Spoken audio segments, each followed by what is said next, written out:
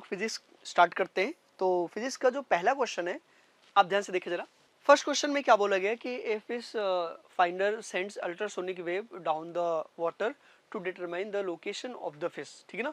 The same principle of reflection of sound is used in, ध्यान रखना है कि जो हमारा रिफ्लेक्शन ऑफ साउंड यूज होता है, जैसे ये लोग क्या करते हैं आपको पता है, जैसे ये बोट दिया गया है तो बोट में ये एक लाइट रे वो साउंड वेव को भेजते हैं और जहां पर भी कोई ऑब्स्टिकल वगैरह कुछ भी आता है यहाँ से क्या होता है, ये जो साउंड वेव है ये रिफ्लेक्ट होकर ऊपर आती है और यहाँ पे रिसीवर लगा होता है जिससे पता चल जाता है कि हाँ इतने डिस्टेंस पे यहाँ पे कोई ऑब्जेक्ट है, तो वो पता करते हैं। यही सेम प्रिंसिपल सोनार काम करता है आपका, ठीक है ना। सोनार कैसे काम करता है ध्यान रखना है, जैसे ही कोई लाइट भेजते हैं, जैसे सोनार का मेन काम होता है शिप वगैरह में यूज किया जाता है, उसमें जैसे सी के लेवल को पता करने के लिए होता है, तो उसमें क्या होता है लाइट को भेजते हैं, रिफ्लेक्ट होकर वापस आता है और उससे में पता चलता है कितने डिस्टेंस या कितने डेप्थ में क्या चीज़ है, ठीक है ना। तो हमारा जो पहला आंसर है वो कौन सा हो जाएगा, बी आ जाएगा, ठीक है ना। रिफ्लेक्शन ऑफ साउंड का जो यूज है वो हमारा किस में होता है, सोनार में होता है, ठीक है। चलिए नेक्स्ट बात करते हैं। सेकेंड नंबर में क्या बोला गया है कि a sound tone is produced in water when it enters air, ठीक है ना। साउंड वेव जो है आपसे बोला गया है कि ये आपका वाटर में प्रोड्यूस किया गया है और जब वो एयर में इंटर करता है तो क्या होगा, ध्यान रखना है। साउंड वेव की जो वेलोसिटी है पहले उसको डिस्कस कर लेते हैं। साउंड वेव की वेलोसिटी सॉलिड में सबसे ज़्यादा होती है, ठीक है। देन उसके बाद किस में आता है, लिक्विड में, और देन उसके बाद किस में आता है, गैस में आता है, ठीक। तो इसका मतलब है कि साउंड वेव की वेलोसिटी अगर लिक्विड में ज़्यादा है तो जब वो आपका गैस में आएगा तो क्या होगा, कम होगा।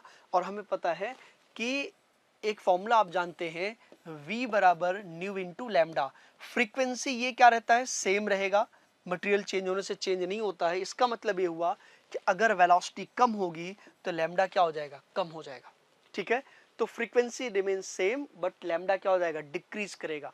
तो कौन सा ऑप्शन करेक्ट है, फर्स्ट ऑप्शन करेक्ट है, तो ए ऑप्शन इसका करेक्ट हो जाएगा, ठीक है ना। तो ध्यान रखना हमेशा मीडियम के चेंज होने से जो हमारा फ्रीक्वेंसी है वो चेंज नहीं होता है, उसमें क्या चेंज होगा, या वेलोसिटी और उसके साथ साथ वेवलेंथ चेंज होता है, ठीक है ना। चलिए नेक्स्ट थर्ड क्वेश्चन पे आते हैं। थर्ड क्वेश्चन में आपसे सिंपल सा बोला गया the diameter of Saturn is almost 10 times of the earth, ठीक है ना, yet its density is much laser. आप सोचो जरा कि डायमीटर ज्यादा है मतलब उसका जो साइज है वो बड़ा है बट डेंसिटी कम है, इसका मतलब क्या है, वहां पे लाइट मटेरियल से बना हुआ है, ठीक है। आगे पढ़ते हैं। This can best be explained by the fact that Saturn is further from the sun। इससे कोई मतलब नहीं, दूर है तो कोई फर्क नहीं पड़ता है। गैसियस प्लेनेट, यस ये हो सकता है क्योंकि आप पता है कि जो हमारा मिट्टी है, जो हमारा सॉइल है, इसकी डेंसिटी ज़्यादा होगी, गैस की डेंसिटी क्या होती है, कम होती है। इसका मतलब वो डेंसिटी कम है तो क्या होगा, वो गैस से बना हुआ है। अगला शॉर्टर पीरियड, इससे भी कोई फर्क नहीं पड़ता है। रिंग अराउंड द सेंटर, ये भी कोई फर्क नहीं पड़ता है। तो इसका मतलब है कि हमारा जो सैटर्न बना हुआ है थर्ड क्वेश्चन में वो किससे बना हुआ है, गैसियस प्लेनेट है, तभी उसकी डेंसिटी कम है। साइज बड़े होने के बाद भी क्या है, डेंसिटी कम है, ठीक है ना। चलिए नेक्स्ट फोर्थ क्वेश्चन पे आते हैं। फोर्थ क्वेश्चन में क्या बोला गया आपसे, सिंपल सा क्वेश्चन है। एक प्लेन मिरर है जिसका वर्चुअल इमेज बनता है, ये तो आपको पता है वैसे भी, और इसमें सेम डिस्टेंस पे बनता है। इसमें दे रखा है कि एक प्लेन मिरर है जिसके सामने महिमा जो है ये यहाँ पे खड़ी है, ठीक है ना, और इससे जो इसकी इमेज बन रही है वो 10 मीटर पे है। मतलब है कि 10 मीटर का 5 मीटर डिस्टेंस पे ये है, तो 5 मीटर डिस्टेंस पे क्या बन रही है, इमेज बन रही है, तभी तो 10 मीटर बनेगा, क्योंकि उन्होंने बोल रखा है कि महिमा और उसके इमेज के बीच का जो डिस्टेंस है वो कितना है, 10 मीटर है। इट मीन्स मिरर से 5 मीटर ये, 5 मीटर ये।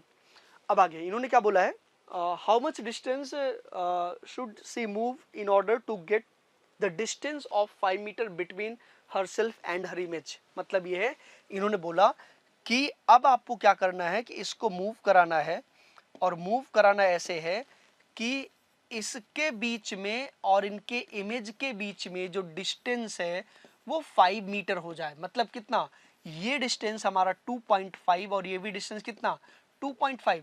तो इसका मतलब क्या हुआ कि इसको जो है इधर कितना मूव करना पड़ेगा, 2.5 मीटर टूवर्ड्स द मिरर। तो हमारा आंसर कौन सा करेक्ट आएगा, देखो जरा, 2.5 मीटर टूवर्ड्स द मिरर। तो इसमें भी आपका आंसर कौन सा करेक्ट है, बी ऑप्शन करेक्ट है। आई थिंक क्लियर होगा। चलिए नेक्स्ट क्वेश्चन पे आते हैं। 5 नंबर में क्या बोला गया है, ध्यान से देखिए जरा, बहुत सिंपल सा क्वेश्चन है। इसमें बोला गया है कि a 350 metre long train passes over a 250 metre long bridge at a speed of 54 kilometre per hour, how long it will it take to cross the bridge. ठीक है, जैसे एक ब्रिज हमारा ये दिया गया है, ठीक है ना, और यहाँ पे एक ट्रेन है, ट्रेन भी बनाते हैं हम लोग। चलिए देखिए जरा, ये आपका एक ट्रेन बना हुआ है, ठीक है ना, इस तरीके से, और ये इसको क्रॉस कर रही है। ठीक, इसकी जो लेंथ दी गई है वो लेंथ आपको दिया गया कितना, 250 मीटर है, और इसका कितना लेंथ दिया, 350 मीटर। ठीक है ना। अब आपसे बोला कि जब ट्रेन क्रॉस करेगी तो उस टाइम पे कितना टाइम लगेगा, ध्यान रखना है। अगर हम यहाँ से ऑब्जर्व करना स्टार्ट करें ट्रेन को, ऐसा नहीं कि यहाँ पहुंच गया क्रॉस हो गया, नहीं, ट्रेन को पूरा पूरा क्रॉस करना पड़ेगा ब्रिज को। इसका मतलब है कि अगर हम इसको यहाँ से ऑब्जर्व कर रहे हैं तो ये ट्रेन हमारी यहाँ तक जानी चाहिए, यहाँ तक आनी चाहिए, ऐसे। बात समझ गए? मीन्स अगर हम देखें तो ट्रेन जो डिस्टेंस ट्रेवल करेगा ये पूरा करेगा, ये पूरा कितना, ब्रिज का डिस्टेंस भी और अपना भी जो पूरा लेंथ है पूरा। तो जो लेंथ ट्रेवल्ड है एल की वैल्यू वो हमारा कितना आ जाएगा, बताओ जरा। ये हो जाएगा 250 प्लस 350, और ये हमारा कितना आ जाएगा, 600 मीटर। वेलोसिटी आपको दिया गया है कितना, 54 किलोमीटर पर आवर। इसको आप मीटर पर सेकंड में चेंज कर लेना तो 54 इंटू 5/18 आ जाएगा। ठीक है ना। तो कितना आएगा हमारा, 3 इंटू 5, और ये हो जाएगा v बराबर हो जाएगा 15 मीटर पर सेकेंड। तो टाइम जो लगेगा डिस्टेंस अपॉन स्पीड, ये तो पता ही है कितना आएगा, बोलो जरा। 600 डिवाइड बाई 15, 40 सेकेंड्स। अब देखो जरा, 40 सेकेंड से नहीं, ध्यान रखना है 40 मिनट है, 40 देख के मत लगा देना। इसका मतलब है कि हम मिनट में कन्वर्ट करते हैं। सेकंड में 2/3 सेकंड है, वो गलत है, नहीं है, 40 सेकंड आ रहा है। तो अब क्या करेंगे, मिनट को पहले इसको मिनट में कन्वर्ट करते हैं, देखते हैं क्या आता है। क्योंकि हमारा आंसर देखो मिनट में भी और में भी है, तो हमें मिनट और आवर दोनों में कन्वर्ट करके देखना पड़ेगा हमारा कौन सा मैच कर रहा है। तो करते हैं, देखो सिंपल सा। तो टी तो हमारा 40 सेकंड आ गया, ये करेक्ट है, लेकिन क्योंकि आंसर में मैच नहीं कर रहा तो हमें कन्वर्जन तो करना पड़ेगा। करते हैं, इसको जब आप 40/60 कर दोगे तो ये क्या बन जाएगा, मिनट में बन जाएगा, और ये हमारा कितना आएगा, टी बराबर 2/3 मिनट। तो देखो जरा, क्या 2/3 मिनट है, नहीं है, 2/3 सेकंड लिखा है, मिनट नहीं लिखा है, और यहाँ पे 2/3 आवर लिखा है, मिनट नहीं, तो ये भी गड़बड़ हो गया। अब आवर में कन्वर्ट करते हैं, तो आपको पता है कि t बराबर 2/3 मिनट आ गया। इसको आवर में कन्वर्ट करने के लिए क्या करेंगे, तो t बराबर एक तो आया हमारा 40 सेकंड, और दूसरा यही वैल्यू हमारा कितना आ गया, 2/3 मिनट आ गया। इसको आवर में करते हैं, तो आवर में करने के लिए क्या है, इसी को जो है 60 से और डिवाइड कर दो, या इसको जो है 3600 से डिवाइड कर दो। 40 डिवाइड में कितना आएगा, 60 इंटू 60 हो जाएगा, ये तो बनेगा। देखो इसको सॉल्व करो जरा, कितना आएगा, तो ये हमारा 2, ये हमारा हो जाएगा 3, ये 3 मीन्स 1/90 आवर। तो ये जो टाइम हमारा है इसको तीन तरीके से दे सकते हैं, क्या, 40 सेकेंड भी दे सकते हैं, और 2/3 मिनट भी दे सकते हैं, और 1/90 आवर भी दे सकते हैं। अब यही ध्यान रखना है, कभी भी आंसर निकालो तो पहले यहाँ यूनिट देख लो क्या क्या दिया है, उसके अकॉर्डिंग सारा चेक करना पड़ेगा। अगर मैच नहीं कर रहा है, अगर 40 सेकेंड्स मैच कर जाए तो हम इतना नहीं सॉल्व करते, ठीक है ना, बट अभी मैच नहीं किया तो हमें पूरा सॉल्व करना पड़ा, और फाइनली आंसर कौन सा मैच किया, 1/90 आवर। ठीक है ना, तो जल्दबाजी में 40 मिनट लगा के मत आ जाना, 40 सेकेंड है वो। तो आंसर कौन सा करेक्ट है, 5 का आंसर हमारा कौन सा आएगा, डी आएगा। चलिए नेक्स्ट क्वेश्चन की बात करते हैं। 6 नंबर क्वेश्चन, ये आपने पढ़ा होगा, ठीक है ना। इसमें क्या बोला गया है कि दो आपके कंटेनर दिए गए, इनमें वाटर फिल किया गया, दोनों का वाटर का वॉल्यूम सेम है, यहाँ पर भी 8 ml है, यहाँ पर भी 8 ml है, और आपको बताना है कि किस वाले केस में बॉटम पे प्रेशर ज़्यादा होगा।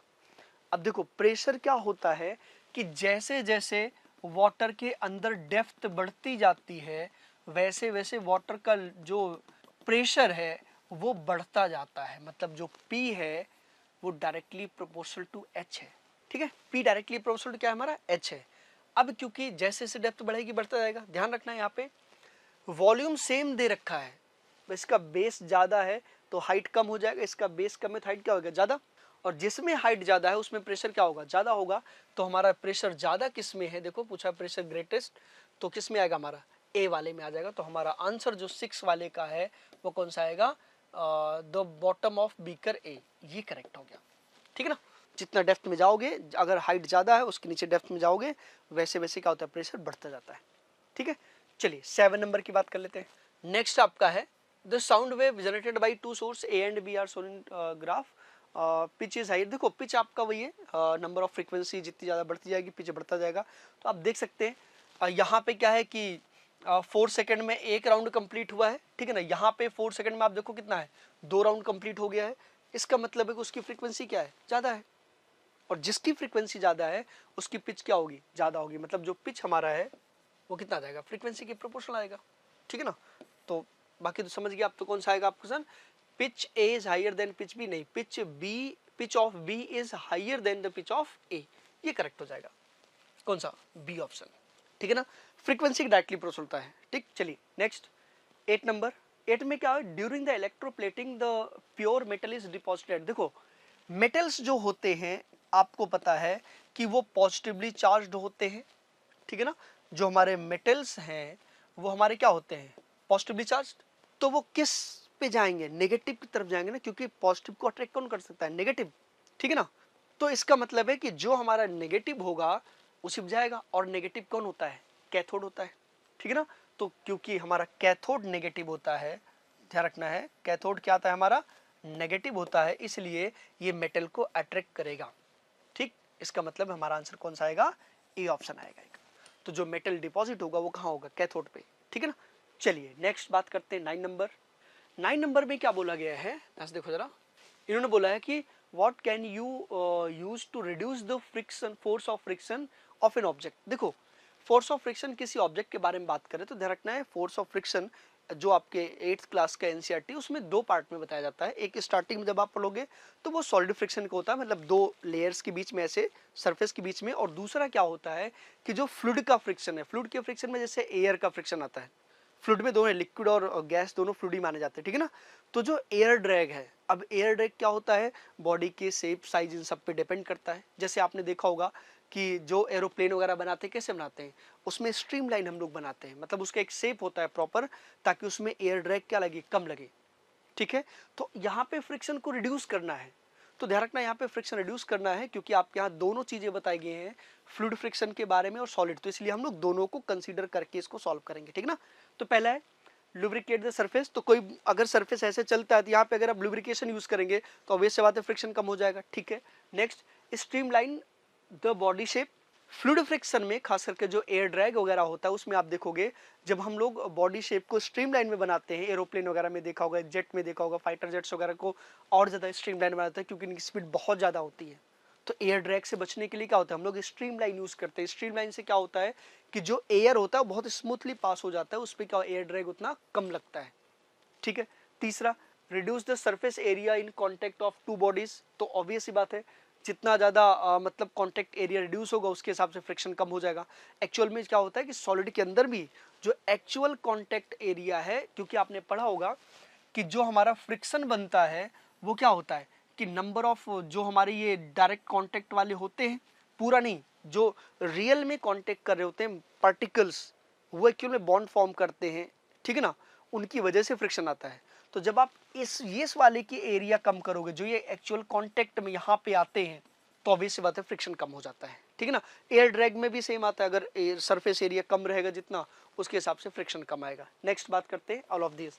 तो अगर दोनों को कंसीडर करते हैं तो हमारा आंसर कौन सा करेक्ट आएगा, डी आएगा। तो 9 का कौन सा ऑप्शन करेक्ट है, डी ऑप्शन, ठीक है ना। इन सब की वजह से आपका पूरा बनेगा। चलिए नेक्स्ट बात करते हैं, हाँ 10 नंबर। 10 भी 9 जैसा ही है, उसी से रिलेट करके आ रहा है। इन्होंने पूछा हुआ है force of friction is directly proportional to, किसके प्रोपोर्शनल है। तो पहले उन्होंने देखा साइज में, तो जैसा कि मैंने आपको बताया कि अगर कोई बॉडी मूव कर रही है तो उसमें एयर ड्रैग तो काम करेगा, ठीक है। तो साइज पे डिपेंड करेगा, साइज बड़ा होगा तो ऑब्वियस बात है एयर ड्रैग ज्यादा लगेगा, साइज छोटा होगा तो उसमें एयर ड्रैग क्या होगा, कम लगेगा। दूसरा, एरिया पे, ये अभी जस्ट डिस्कस किया हमने, ठीक है ना। तीसरा हम क्या, वेट पे, ऑब्वियस सी बात है हैवी वेट हो तो उसको आपको चलाना, मूव करने में ज़्यादा टाइम लगता है, मतलब ज़्यादा फोर्स लगता है क्योंकि फ्रिक्शन ज़्यादा लगता है। और लास्ट आपका है all these factors of a moving body.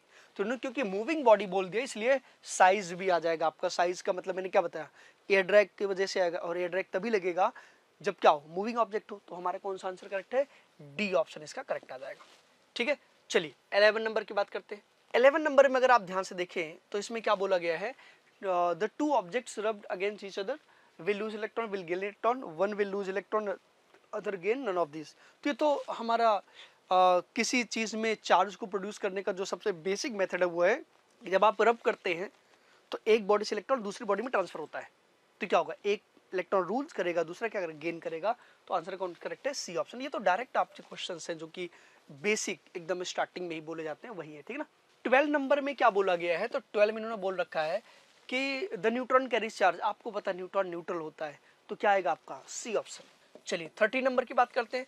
13 क्या, force applied on a moving body में, अगर कोई मूविंग बॉडी उस पर फोर्स लगाते हैं तो क्या हो सकता है, अगर चल रही है बॉडी तो रुक जाएगी, स्लो हो जाएगी, डायरेक्शन चेंज हो सकता है, और अगर जिस डायरेक्शन बॉडी जा रही है उसके उसी डायरेक्शन में फोर्स लगाएंगे तो स्पीड बढ़ भी सकती है। मतलब ध्यान रखना है, अगर बॉडी जिधर मूव करे उधर फोर्स लगाओगे तो स्पीड बढ़ेगी, अगर उसके अपोजिट फोर्स लगाओगे तो स्पीड कम भी होगी, और लगातार फोर्स लगाते रहे तो थोड़े टाइम बाद बॉडी रुक भी जाएगी। तो कोई भी केस बन सकता है। तो आप पढ़ो जरा क्या होगा, ब्रिंग टू रेस्ट करेक्ट है, अपोजिट लगाने के रेस्ट पे आ जाएगा। Increase the speed, same direction लगाओगे स्पीड बढ़ जाएगी। डिक्रीज द स्पीड करेक्ट है, अरे स्पीड कम होगा तभी तो रुकेगा ना, तो वो भी करेक्ट है। तो क्या है, ऑल ऑफ द एबव, ये करेक्ट हो जाएगा। तो जो हमारा 13 है उसका डी ऑप्शन आपका करेक्ट आएगा, ठीक है ना। चलिए 14 की बात करते हैं। 14 दिया गया आपका ये लाइट से रिलेटेड चैप्टर का है, ठीक है ना। थोड़ा सा मतलब रिफ्रैक्टिव इंडेक्स वगैरह का यूज का है, स्पीड वगैरह निकालने का। इन्होंने बोला है light travels through a glass plate of thickness T and refractive index N, ठीक है ना। जो ग्लास है, ध्यान सुनना इसको, ग्लास है, इसकी थिकनेस कितना है टी, और इसका रिफ्रैक्टिव इंडेक्स कितना दिया गया है, एन के बराबर दिया गया है। If C is the velocity of light in vacuum, मतलब अगर इसमें नहीं, थिकनेस में नहीं, यहाँ पे जहाँ पे वैक्यूम है यहाँ पे स्पीड ऑफ लाइट कितना है, सी दिया गया है। तो आपसे बोला गया कि इसको पार करने में कितना टाइम लगेगा। देखो डिस्टेंस तो आपको पता है टी, अगर हमें इसकी वेलोसिटी यहाँ पे मिल जाए v कितना है तो काम हो जाएगा। और हम जानते हैं कि रिफ्रैक्टिव इंडेक्स n बराबर जो है वो उसका फॉर्मूला क्या होता है, याद है, n की जो वैल्यू होती है वो हमारा क्या आएगा, c बाई वी आएगा। तो यहां से जब आप निकालोगे v बराबर कितना आएगा, c बाई एन। अब सोचो अगर v मिल गया, आपको डिस्टेंस t पता है, तो जो टाइम आएगा क्रॉस करने के लिए वो कितना आ जाएगा, देखो डिस्टेंस अपॉन स्पीड, बात clear, distance t upon c by N, N ऊपर जाएगा तो कितना आएगा, एन टी बाई सी। तो कौन सा आंसर करेक्ट है आपका, ए ऑप्शन। तो कुल मिलाकर के इन्होंने क्या किया है कि ऑप्टिक्स का एक छोटा सा पार्ट यूज करके 1D मोशन यूज कर लिया है, तो दोनों काम आ गया, ठीक है ना। चलिए ये थोड़ा सा सोचने वाला क्वेश्चन था, ज्यादा टफ नहीं, लेकिन फिर भी आप कर सकते हैं। लास्ट क्वेश्चन देखो 15 नंबर। चलिए क्वेश्चन नंबर 15 देखो जरा। तो 50 नंबर क्वेश्चन की बात कर लेते हैं। 50 नंबर क्वेश्चन में देखो जरा, इसमें क्या बोला गया, the image of an object is placed at focus of convex lens. तो सबसे पहली बात है कॉन्वेक्स लेंस हमारा ये हो जाएगा, और इसके कहाँ रखा गया है, फोकस पे। तो फोकस तो पता है आपको, इसके वैसे जानते हो फोकस कहाँ बनता है, इनफाइनाइट पे, लेकिन डायग्राम से बनाना है तो एक लाइट रे ऐसे जाएगा, ये क्या होगा, ऐसे बेंड हो जाएगा, तो फाइनली ये पैरेलल लाइट है तो कहाँ बनेगा, इनफाइनाइट पे। तो इसका मतलब है कि हमारा कौन सा ऑप्शन करेक्ट आएगा, इसमें डी ऑप्शन करेक्ट आएगा, ठीक है ना। तो फिलहाल इतना ही, बाकी नेक्स्ट में।